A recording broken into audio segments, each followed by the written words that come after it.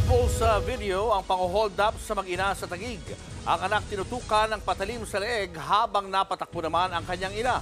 Nasa frontline ng balitang yan, si Elaine Fulencio, exclusive. Naglalakad at nagkwekwentuhan ng mag-inang yan sa Barangay North Signal Village, Taguig City nitong Miyerkules ng gabi. Ilang saglit pa, makikitang binuntutan sila ng dalawang lalaking mga hold-upper pala. Sinunggaban ng isang sospek at tinutukan ng patalim sa leeg ang binatilyong biktima. Ang kanyang ina napalakad ng mabilis at nagsisigaw ng tulong.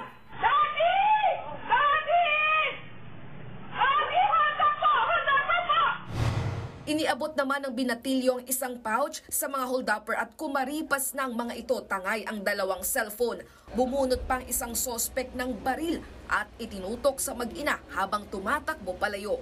Maya-maya, naglabasan ng mga residente at hinabol ang mga sospek. Kwento ng ina, hindi nila napansin na may sumusunod sa kanila habang naglalakad. Hindi ko talaga sila kayang labanan. So yung first instinct ko is to run and ask for help. Talagang sumigaw na ako kasi it's a few blocks away lang from the crime scene, yung bahay namin. Matinding trauma ang inabot ng mag-ina, lalo na ang kanyang minor de edad na anak na nasugatan sa leeg. Nung nakita ko po na dumudugo yung leeg niya, yun na po yung sumisigaw ako ng paulit-ulit. Kagabi na aresto sa follow-up operation ng isa sa mga sospek na si alias G. Ayon sa commander ng Substation 6, dati na ring may kaso ang sospek sa mga insidente ng nakawan. Malaking bagay rin daw ang pakikipagtulungan ng kaanak ng sospek.